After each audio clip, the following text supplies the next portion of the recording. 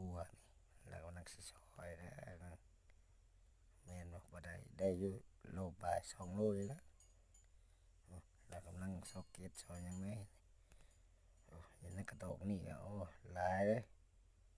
สามจะกินแล้วเบิ่งเราเห็ดเบิ่ง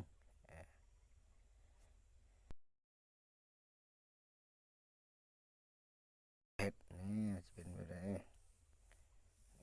เบิ่งก่อนนะคักบ่หรือบ่คักเลยโอ้ยเรากำลังซอยแล้วเบิ่งอู้แล้วเสียก้อยเลยเสียลาบเนาะแล้วไปได้ก็ยังพูดว่าเบิ่งเราอีกก่อน